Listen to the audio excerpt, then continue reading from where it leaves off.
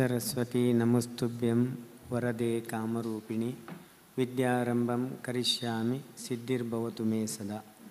ओंकारं बिंदुसंयुक्तं नित्यं ध्यायन्ति योगिनः कामदं मोक्षदं चैव ओंकाराय नमो नमः।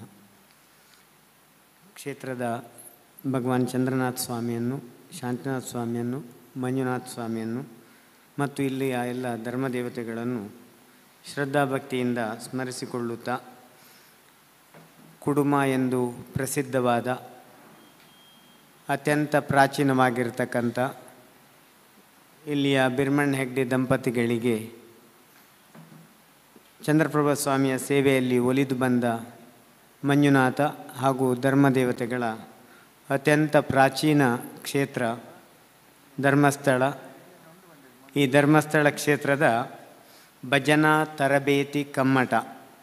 ಈಗಾಗಲೇ ವೀರೂರವರು ಪ್ರಸ್ತಾವನೆಯಲ್ಲಿ ಹೇಳಿದ ಹಾಗೆ ನಮ್ಮ ಕನ್ನಡ ನಾಡಿನ ಭಕ್ತಿಯೋಗವನ್ನು ಮೆಚ್ಚಿದ, ತರಬೇತಿಗಾಗಿ ಬಂದ ಕಾರ್ಯಾಗಾರದ ಎಲ್ಲ ಶಿಬಿರಾರ್ಥಿಗಳ ಒಂದು ಪಾಲಿಗೆ ಕಲ್ಪವೃಕ್ಷವಾದ ಧರ್ಮಾಧಿಕಾರಿ ಶ್ರೀ ಡಿ ವೀರೇಂದ್ರ ಹೆಗ್ಡೆ ದಂಪತಿಗಳೇ, ಮಾಣಿಲ ಸ್ವಾಮೀಜಿಯವರೇ, ನಮ್ಮೆಲ್ಲರ ಪ್ರೀತಿಗೆ ಪಾತ್ರರಾದ ಶ್ರೀಯುತ ಹರ್ಷೇಂದ್ರ ಕುಮಾರ್ರೇ, ಸುಪ್ರಿಯ ಹರ್ಷೇಂದ್ರ ಕುಮಾರ್ರೇ ಹಾಗೂ ಎಲ್ಲ ಭಗವದ್ಭಕ್ತರೇ, ಬಹಳ ಸಂತೋಷ ಆಗ್ತದೆ.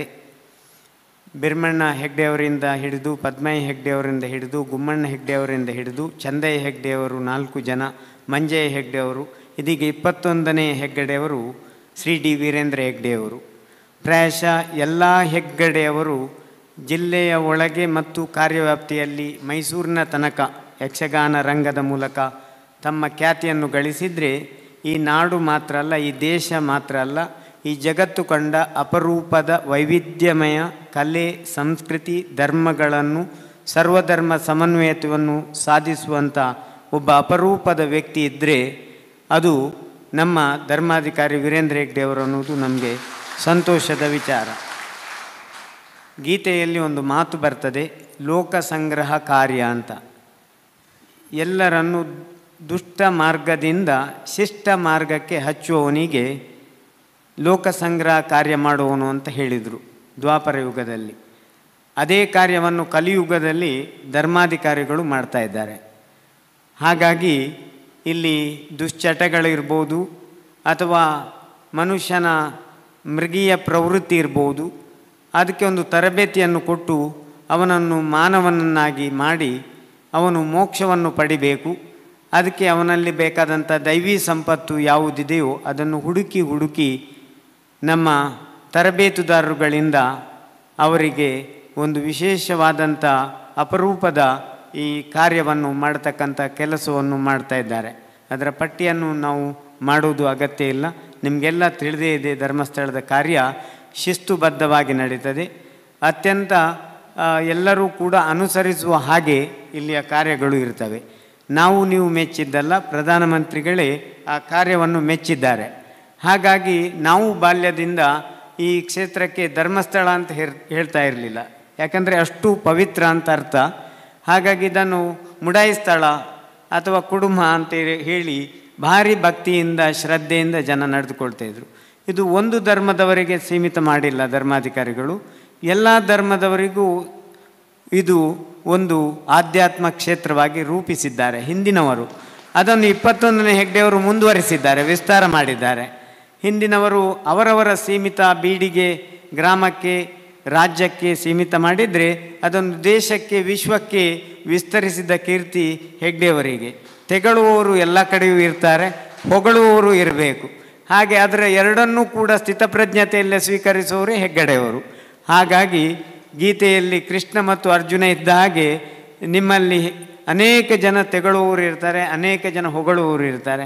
ಯಾಕಂದರೆ ತೆಗಳುವವರು ಇದ್ದರೆ, ಕಳ್ಳರು ಇದ್ದರೆ ಮಾತ್ರ ಬಾಗಿಲಿರ್ತದೆ. ಇಲ್ಲದಿದ್ದರೆ ಈ ಮನೆಗಳಿಗೆಲ್ಲ ಒಂದು 30% ಹಣ ಹೋಗುವುದೇ ಕಿಟಕಿ ಬಾಗಿಲುಗಳಿಗೆ, ಇಲ್ಲದಿದ್ದರೆ ಎಲ್ಲ ಹಾಗೆ ಇರ್ತಿತ್ತು.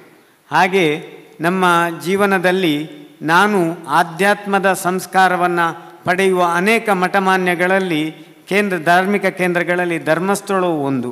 ನಮಗೆ ಅತಿ ಹೆಚ್ಚು ಪ್ರೇರಣೆ ನೀಡಿದಂಥ ಇದೊಂದು ಪರಿಸರ. ಈ ಕಾಡು, ಇಲ್ಲಿಯ ಎತ್ತರವಾದಂಥ ದಿಣ್ಣೆ, ಇಲ್ಲಿಯ ಚಂದ್ರಪ್ರಭ ಸ್ವಾಮಿಯ ಬಸದಿ, ಇಲ್ಲಿಯ ಮಂಜುನಾಥ ಸ್ವಾಮಿಯ ಬಸದಿ, ಇಲ್ಲಿಯ ಅಣ್ಣಪ್ಪ ದೈವದ ಬೆಟ್ಟ, ಇದೆಲ್ಲವೂ ಕೂಡ ನಮ್ಮಲ್ಲಿ ಭಕ್ತಿಯನ್ನು ಮೂಡಿಸ್ತದೆ, ಮನಸ್ಸನ್ನು ಹಗುರವಾಗಿಸ್ತದೆ. ಅಂಥ ಒಂದು ಅಪರೂಪದ ಕ್ಷೇತ್ರ ಇದು. ಇಲ್ಲಿ ಭಜನೆಯ ಕಮ್ಮಟ ನಡೀತಾ ಇದೆ. ಭಜನೆ ಅನ್ನುವ ಶಬ್ದವನ್ನು ಹೇಳಿದ್ದಾರೆ. ಭಗವಂತನ ಕುರಿತು ಅನನ್ಯವಾದ ಶ್ರದ್ಧೆ ಮತ್ತು ಜಪಿಸುವುದು ಮತ್ತು ಸ್ತುತಿಸುವುದು, ಅವರ ಗುಣಗಾನವನ್ನು ಮಾಡುವುದು, ಅವರ ಮಹಿಮೆಯನ್ನು ನಾವು ಸ್ತುತಿಸುವುದು ಅಂತ ಅರ್ಥ. ಹಾಗಾಗಿ ಈ ಭಗವಂತನ ಬಗ್ಗೆ ಕೇವಲ ತನ್ನಲ್ಲಿ ಮಾತ್ರ ತಾನು ಸ್ತುತಿಸುವುದಲ್ಲ, ಸೇರಿಸಿಕೊಂಡು ಎಲ್ಲರನ್ನೂ ಸೇರಿಸಿಕೊಂಡು ಸ್ತುತಿಸುವುದು ಅಂತ ಅರ್ಥ. ಅದರಲ್ಲಿ ಕೇವಲ ಭಜಕರು ಹಿಂದೆ ಭಜನೆಯನ್ನು ಮಾಡ್ತಾಯಿದ್ರು, ಈಗ ಕುಣಿತ ಭಜನೆ ಅಂತ ಸೇರಿಕೊಂಡು ಅದು ಹೆಚ್ಚು ಹೆಚ್ಚು ಆಪ್ತವಾಗಿದೆ. ಭಗವಂತನಿಗಾಗಿ ನನ್ನ ಸರ್ವಸ್ವವೂ ಸಮರ್ಪಿಸ್ತೇನೆ ಅಂತ ಹೇಳಿ ಯೋಗದಲ್ಲಿ ಅನೇಕ ಯೋಗಗಳನ್ನು ಹೇಳಿದ್ದಾರೆ. ಕರ್ಮಯೋಗ ಹೇಳಿದ್ದಾರೆ, ರಾಜಯೋಗ ಹೇಳಿದ್ದಾರೆ, ಮತ್ತು ಭಕ್ತಿ ಯೋಗ ಅಂತ ಹೇಳಿದ್ದಾರೆ, ಜ್ಞಾನ ಯೋಗ ಅಂತ ಹೇಳಿದ್ದಾರೆ, ಧ್ಯಾನ ಯೋಗ ಅಂತ ಹೇಳಿದ್ದಾರೆ. ಇದರಲ್ಲಿ ವಿಶೇಷವಾಗಿ ಭಕ್ತಿಗೆ ಹೆಚ್ಚಿನ ಮಹತ್ವ ಕೊಟ್ಟಿದ್ದಾರೆ. ಭಕ್ತಿ ಭಗವಂತನು ಮುಖ್ಯವಾಗಿ ಕಾಣುವುದು. ನಿನ್ನನ್ನು ನೀನು ತಿಳಿದುಕೊಳ್ಳುತ್ತಾ ನನ್ನನ್ನು ತಿಳಿದುಕೊಳ್ಳುವ ಪ್ರಯತ್ನವನ್ನು ನೀನು ಮಾಡ್ತಾ ಇದೆಯಲ್ಲ, ಅದಕ್ಕಾಗಿ ಜ್ಞಾನದ ಅಗತ್ಯ ಇಲ್ಲ. ನಿನ್ನಲ್ಲಿ ಭಕ್ತಿ ಹೊಂದಿದ್ದರೆ ಸಾಕು, ಮುಕ್ತಿ ನಿನ್ನ ಕೈಯಲ್ಲೇ ಇರುವುದು ಅನ್ನುವ ಮಾತುಗಳನ್ನು ಭಗವಂತ ಹೇಳ್ತಾರೆ. ಹಾಗಾಗಿ ನಮ್ಮ ಹಿಂದಿನವರು ಗಣಪತಿಯ ಭಕ್ತಿ ಇರ್ಬೋದು, ಅಥವಾ ಈಸಬೇಕು ಇದ್ದು ಜಯಿಸಬೇಕು ಅಂತ ಹೇಳುವ ಪುರಂದರದಾಸರ ಕೀರ್ತನೆಗಳಿರ್ಬೋದು, ಅಥವಾ ಲಕ್ಷ್ಮೀ ಬಾರಮ್ಮ ಅಂತ ಹೇಳುವ ಗೀತೆಗಳು, ಭಜನೆಗಳು, ಆಮೇಲೆ ಸರಸ್ವತಿಯನ್ನು ಕುರಿತ ಭಜನೆಗಳು. ಇದರಲ್ಲಿ ಭಜನೆಯ ಪುಸ್ತಕದಲ್ಲಿ ಹೇಳಿದ್ದಾರೆ, ಬಹಳ ಸುಂದರವಾದಂಥ ಪ್ರಾರ್ಥನಾ ಶ್ಲೋಕಗಳನ್ನು ಹೇಳಿ, ಮತ್ತು ಶಿವ ಶಿವ ಎಂದರೆ ಭಯವಿಲ್ಲ, ಶಿವನಾಮಕ್ಕೆ ಸಾಟಿ ಬೇರಿಲ್ಲ ಅಂತ ಎಷ್ಟು ಸುಂದರವಾದ ಹಾಡುಗಳು. ಇದನ್ನೆಲ್ಲ ಇವತ್ತು ಪುಸ್ತಕ ವೃದ್ಧಲ್ಲಿ ಕೂಡ ಕೊಟ್ಟಿದ್ದಾರೆ. ಅದೇ ರೀತಿ ರಾಗಿ ತಂದೀರ ಭಿಕ್ಷಕ್ಕೆ ರಾಗಿ ತಂದೀರ ಅಂತ ಹೇಳಿ ನಾವು ಇದನ್ನೆಲ್ಲ ಉಡುಪಿಯಲ್ಲಿ ಕೇಳ್ತಾ ಇದ್ದೆವು. ಧರ್ಮಸ್ಥಳದ ಲಕ್ಷದೀಪದ ಸಂದರ್ಭದಲ್ಲಿ ಬಾಲಕರಾಗಿದ್ದಾಗ ಇಲ್ಲಿರುವಂಥ ಎಲ್ಲ ರೀತಿಯ ಭಕ್ತಿಯ ಕಾರ್ಯಕ್ರಮಗಳಲ್ಲಿ ನಾವೆಲ್ಲ ಭಾಗವಹಿಸಿದಂಥ ನೆನಪು ಈ ಸಂದರ್ಭದಲ್ಲಿ ಆಗ್ತದೆ. ನಮಗೆ ಇದೊಂದು ಯೋಗ ಅಂತ ಹೇಳಿದರೆ, ಈ ಸಜ್ಜನರು ಇದಕ್ಕಿಂತ ಮೊದಲೇ ಆ ಕಾರ್ಯಕ್ಕೆ ಒಂದು ಪ್ರೇರಣೆ ಕೊಟ್ಟಿದ್ದರು. ಆವಾಗ ಎಷ್ಟು ದೊಡ್ಡ ಕೆಲಸ ಮಾಡ್ತಾಯಿದ್ರು ಅಂತ ಹೇಳಿದರೆ, ಮಂಜ ಹೆಗ್ಡೆಯವರ ಕಾಲದಲ್ಲಿ, ಚಂದ ಹೆಗ್ಡೆಯವರ ಕಾಲದಲ್ಲಿ ಸರ್ವಧರ್ಮ ಸಮ್ಮೇಳನಗಳು ನಮ್ಮಲ್ಲಿ ಇವತ್ತು ನಿನ್ನೆ ಅಲ್ಲ. ನಾವು ವೈದಿಕರು ಬೇರೆ ಅಲ್ಲ, ನಮ್ಮ ಹಿಂದೂ ಧರ್ಮ ಬೇರೆ ಅಲ್ಲ, ಜೈನ ಧರ್ಮ ಬೇರೆ ಅಲ್ಲ ಅನ್ನೋದನ್ನು ಅನಾದಿ ಕಾಲದಿಂದ ಭಗವಾನ್ ಮಹಾವೀರ್ಯ ಸಮೋಸರಣದಲ್ಲಿ ಹೇಳಿದರು. ಆನಂತರ ಬಂದಂಥ ಎಲ್ಲ ತೀರ್ಥಂಕರರು ಅದನ್ನು ಮಾಡಿದರು. ಚಕ್ರವರ್ತಿಗಳು, ರಾಜರು ಅದನ್ನೇ ಮಾಡಿದರು. ಒಂದೇ ಧರ್ಮವನ್ನು ಹಿಡಿದಿಲ್ಲ. ನಮ್ಮೆಲ್ಲ ಶಕ್ತಿ ನೀವೇ, ನಾವೆಲ್ಲರೂ ಒಟ್ಟಿಗೆ ಸೇರಿಯೇ ಮುಕ್ತಿಗೆ ಹೋಗಬೇಕು ಅನ್ನೋದನ್ನು ತಿಳಿ ಹೇಳುವಂಥ ಕೆಲಸವನ್ನು ಮಾಡಿದರು. ಹಾಗಾಗಿ ನಮಗೆ ಜೈನರಿಗೆ ವಿಶೇಷವಾಗಿ ಇಲ್ಲಿ ಬ್ರಹ್ಮಸ್ಥಾನಗಳು, ನಾಗಸ್ಥಾನಗಳು, ಧರ್ಮದೇವತೆಗಳ ಸ್ಥಾನಗಳು, ಶಿವ, ಕೃಷ್ಣ ಮತ್ತು ದುರ್ಗೆಯ ಸ್ಥಾನಗಳು, ಆನಂತರ ನಮ್ಮ ಜಿನೇಂದ್ರನ ಸ್ಥಾನಗಳು, ಇದು ಅನಿವಾರ್ಯವಾಯಿತು. ಹಾಗಾಗಿ ಇಲ್ಲಿ ಗುತ್ತು ಮತ್ತು ಬೀಡುಗಳು ಇದು ಯಜಮಾನಿಕೆಯನ್ನು ಕೊಟ್ಟರು. ಗೀತೆಯಲ್ಲಿ ಹೇಳಿದ್ದಾರೆ, ಯಾರು ಹಿತವಾದ ಕಾರ್ಯವನ್ನು ಮಾಡ್ತಾನೆ, ಯಾರು ಸತ್ಯಕ್ಕೆ ಮತ್ತು ಧರ್ಮಕ್ಕೆ ಒತ್ತು ಕೊಡ್ತಾನೆ, ಯಾರು ಹಿಂಸೆಯನ್ನು ಮಾಡುವುದಿಲ್ಲ, ಅವನಿಗೆ ಸ್ಥಾನ ಸಿಗ್ತದೆ ಅಂತ. ಹಾಗಾಗಿ ಗೀತೆಯ ಕಾಲದಲ್ಲಿ ಪ್ರಾಯಶಃ ಇದನ್ನೆಲ್ಲ ತಿಳಿದುಕೊಂಡೇ ಕೆಲವೊಂದು ಮನೆತನಗಳಿಗೆ ಕೆಲವೊಂದು ಜಾತಿ ಮತ ಭೇದ ಇಲ್ಲದೆ ಯಾರು ಅಹಿಂಸೆಯನ್ನು ಪಾಲನೆ ಮಾಡ್ತಾರೆ, ಯಾರು ಸತ್ಯವನ್ನು ಹೇಳ್ತಾರೆ, ಅವರಿಗೆ ನಾಯಕತ್ವವನ್ನು ಕೊಟ್ಟರು. ಹಾಗಾಗಿ ಅನಾದಿ ಕಾಲದಿಂದ ಭಾರತೀಯ ಸಂಸ್ಕೃತಿಯಲ್ಲಿ ಸತ್ಯಕ್ಕೆ ಮತ್ತು ಅಹಿಂಸೆಗೆ ವಿಶೇಷವಾದ ಗೌರವವನ್ನು ಕೊಟ್ಟದ್ರಿಂದ ಸಾತ್ವಿಕತೆಗೆ ಜಯ, ಸಾತ್ವಿಕತೆಗೆ ಸ್ಥಾನ, ಸಾತ್ವಿಕತೆಗೆ ಪೆರ್ಗಡೆ ಅನ್ನುವ ಒಂದು ಹಿರಿಯ ಸ್ಥಾನವನ್ನು ಕೊಟ್ಟಿದ್ದರು. ಮಹಿಳೆಯರಿಗೂ ಹೆಗ್ಗಡತಿ ಅನ್ನುವ ಸ್ಥಾನವನ್ನು ಕೊಟ್ಟಿದ್ದರು. ಆ ಎರಡೂ ಸ್ಥಾನ ಪರಂಪರಾನುಗತವಾಗಿ ಧರ್ಮಸ್ಥಳದಲ್ಲಿ ಮುಂದುವರಿತದೆ. ಹಾಗಾಗಿ ಇವತ್ತು ನಮ್ಮ ಮನೆ, ನಮ್ಮ ಕ್ಷೇತ್ರ ಮಾತ್ರ ಒಳ್ಳೆಯದಾಗುವುದಲ್ಲ, ಎಲ್ಲ ಕಡೆ ಹೊಲಸು ದೂರ ಹೋಗಲಿ ಅನ್ನುವುದನ್ನು ಯಾರು ಮಾಡ್ತಾರೆ ಅವನೇ ಲೋಕ ಸಂಗ್ರಹದಲ್ಲಿ ನಿರತನಾದವ. ಅಂಥ ಆದರ್ಶ ಕಾರ್ಯ ಧರ್ಮಸ್ಥಳ ಕ್ಷೇತ್ರದಲ್ಲಿ ನಡೀತಾ ಇರುವುದು ನಮಗೆಲ್ಲ ಸಂತೋಷವನ್ನು ಕೊಟ್ಟಿದೆ. ಹಾಗಾಗಿ ಜನನನ್ನು ಜಿನನನ್ನಾಗಿ ಮಾಡುವ, ಜನನನ್ನು ಜನಾರ್ದನನ್ನಾಗಿ ಮಾಡುವ ಕೆಲಸ ಇಲ್ಲಿ ಶೈವ, ಜೈನ ಮತ್ತು ವೈಷ್ಣವ ದ್ರಾವಿಡ ಮತ್ತು ಇತರರು ಅಂತ ಹೇಳದೆ ಭೇದ ಇಲ್ಲದೆ ಸರ್ವಧರ್ಮ ಸಮನ್ವಯದ ಕ್ಷೇತ್ರವಾಗಿ ಸಾಹಿತಿಗಳು ತಮ್ಮ ಕಣ್ಣಿನಿಂದ ಮತ್ತು ಮನಸ್ಸಿನಿಂದ ಗುರುತಿಸಿದ ಎಲ್ಲರಿಗೂ ಸವಾಲಾಗುವಂಥ ಕ್ಷೇತ್ರ. ನೀನಾಸಂನ ಹೆಗ್ಗೋಡಿನ ಸುಬ್ಬಣ್ಣ ಹೇಳ್ತಾಯಿದ್ರು, ನಮಗೆ ಎಲ್ಲರೂ ಒಂದು ಚಾಲೆಂಜ್ ಆಗಿ ಸಿಗ್ತಾರೆ, ಸವಾಲಾಗಿ ನಾನೇನಾದರೂ ಕಾದಂಬರಿಯಲ್ಲಿ ಬರಿಬೇಕಂತ. ಧರ್ಮಸ್ಥಳದ ಹೆಗ್ಡೆಯವ್ರನ್ನು ಬಿಟ್ಟರು. ಇವರೊಂದು ಎಂಥ ಮಹಾತ್ಮಪ್ಪ, ಇವರನ್ನು ಯಾವುದಕ್ಕೂ ಸಿಗುವುದಿಲ್ಲ, ಎಲ್ಲದರಲ್ಲೂ ಆದರ್ಶ ತೋರಿಸ್ತಾ ಇದ್ದಾರೆ ಅಂಥೇಳಿ. 20ನೇ ಶತಮಾನದಲ್ಲಿ ಮಹಾತ್ಮ ಗಾಂಧಿ ಬಿಟ್ಟರೆ 21ನೇ ಶತಮಾನದಲ್ಲಿ ಒಬ್ಬ ಸಜ್ಜನ ಗೃಹಸ್ಥನಲ್ಲಿ ಒಬ್ಬ ರಾಜ ಋಷಿ ಆದರೆ ಅದು ವೀರೇಂದ್ರ ಹೆಗ್ಡೆ ಅವರು. ಇದನ್ನು ನೀವು ಗುರುತಿಸಿದ್ದಲ್ಲ, ರಾಷ್ಟ್ರಪತಿಗಳೇ ಗುರುತಿಸಿದ್ರು ಅನ್ನೋದು ನಮಗೆ ಸಂತೋಷ ಕೊಟ್ಟಿದೆ. ಏನೇ ಆಗಲಿ ನಿಮ್ಮನ್ನು ನೋಡಿ ನಮಗೆ ಸಂತೋಷ ಆಗಿದೆ. ಇವತ್ತು ಬೇರೆ ಬೇರೆ ಕ್ಷೇತ್ರದಿಂದ ಬಂದಿದ್ದೀರಿ, ಒಂದೊಂದು ಜಿಲ್ಲೆಯಲ್ಲೂ ಒಂದೊಂದು ಸಿಹಿ ಇದೆ. ಅದು ಅತಿ ಹೆಚ್ಚು ಕನ್ನಡ ಮಾತಾಡುವವರು ಮಂಡ್ಯದವರು ಅಂತ ಹೇಳಿ ನಮಗೆ ಅಸೂಯೆ ಬರ್ತದೆ. ಯಾಕಂದರೆ ಅಸೂಯೆ ಬರಬೇಕಂತೆ, ಆಗ ಒಬ್ಬನಿಗೆ ಇನ್ನಷ್ಟು ಒಳ್ಳೆಯದಾಗಬೇಕಂತ. ಹೀಗೆ ಹೆಗ್ಡೆಯವರು ಅಸೂಯೆ ಭರಿಸುವ ಹಾಗೆ ಒಳ್ಳೆಯ ಕೆಲಸ ಮಾಡ್ತಾ ಇದ್ದಾರೆ. ಅದಕ್ಕೆ ಅವ್ರಿಗೆ ಹೆಚ್ಚು ಶತ್ರುಗಳು ಇರಲಿಲ್ಲ, ಹಾಗಾಗಿ ಸ್ವಲ್ಪ ಸ್ವಲ್ಪ ಶತ್ರುಗಳಿದ್ದಾರೆ. ಯಾಕಂದರೆ ಯಾವಾಗಲೂ ಸಿಹಿ ತಿಂದರೆ ಶುಗರ್ ಜಾಸ್ತಿ ಆಗ್ತದೆ. ಹಾಗಾಗಿ ಸ್ವಲ್ಪ ಕಂಚಾಲ್ ಅಂತ ಒಂದು ಪದಾರ್ಥ ಇದೆ ನಮ್ಮಲ್ಲಿ, ಕಹಿ, ಅದು ವಾರಕ್ಕೊಂದು ಸರಿ ಆದರೂ ತಿನ್ನಿ ಅಂತ, ಆಗ ನಮ್ಮ ಆರೋಗ್ಯ ಚೆನ್ನಾಗಿರ್ತದೆ ಅಂತ.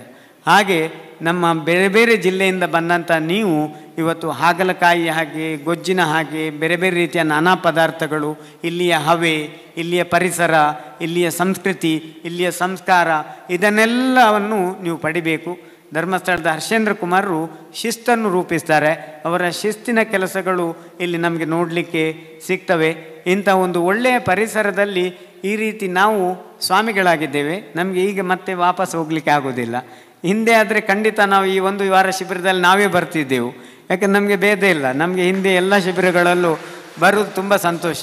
ನಮ್ಮ ಮಾಣಿಲ ಸ್ವಾಮೀಜಿಯವರು ನಮ್ಮ ಪರವಾಗಿ ಇರ್ತಾರೆ ಅಂತ ಹೇಳ್ತಾ, ವಿಶೇಷವಾಗಿ ಇಲ್ಲಿ ಒಂದು ವಾರ ಕಾಲ ನಿಮಗೆ ಕಿಟ್ಟನ್ನು ಕೊಡ್ತಾರೆ. ಅದನ್ನೆಲ್ಲ ನೀವು ತೆಗೆದುಕೊಂಡು ಹೋಗಿ, ಅದರಲ್ಲಿ ಭಜನೆಯ ಪುಸ್ತಕವನ್ನು ಕೊಟ್ಟಿದ್ದಾರೆ. ಈ ಒಂದು ಜ್ಞಾನ ಸಂಗ್ರಹ ಏನಿದೆ ಇದು ಯಾರಿಂದೋ ಅಪಹರಿಸಲಾಗದಂಥ ಒಂದು ವಸ್ತು. ಅಂಥ ಜ್ಞಾನವನ್ನು ನಿಮಗೆ ಕ್ಷೇತ್ರ ನೀಡ್ತಾ ಇದೆ. ಇದನ್ನು ನಿಮ್ಮ ಜೀವನದಲ್ಲಿ ಬಂದಂಥ ಒಂದು ಶ್ರೇಷ್ಠ ಸಮಯ ಅಂತ ತಿಳ್ಕೊಳ್ಳಿ. 7 ದಿನಗಳು ವಿದೇಶಕ್ಕೆ ಹೋಗೋದು ಅಗತ್ಯ ಇಲ್ಲ, ಬೇರೆ ಬೇರೆ ಪ್ರಯಾಣ ಅಗತ್ಯ ಇಲ್ಲ. ತೀರ್ಥಯಾತ್ರೆ ಮಾಡಿದಷ್ಟೇ ಪುಣ್ಯ ಈ ಭಜನಾ ಕಮ್ಮಟದಲ್ಲಿ ನಿಮಗೆ ಸಿಗ್ತದೆ ಅಂತ ಹೇಳ್ತಾ ನಮ್ಮೆರಡು ಮಾತುಗಳಿಗೆ ಶಾಂತಿಯನ್ನು ಕೋರ್ತೇವೆ.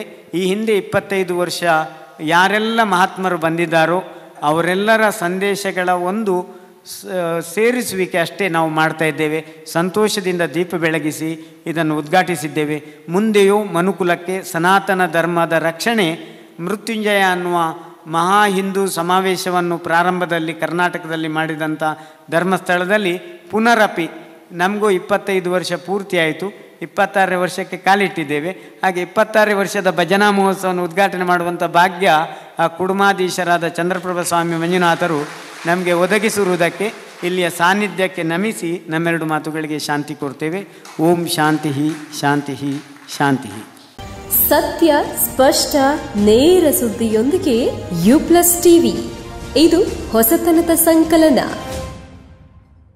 Your dream home at Rohan Estate near Marga Hills is within reach, with plots starting at just ₹40,000 per month. Owning a piece of this paradise is easier than ever. Bank loan facilities are available to make your dream a reality. Don't miss this opportunity to invest in Mangalore's most promising development. Call now to book your plot and start building the life you've always wanted. Rohan Estate near Marga Hills, where your future home awaits at just ₹40,000 per month. Call us now at 98454 90100.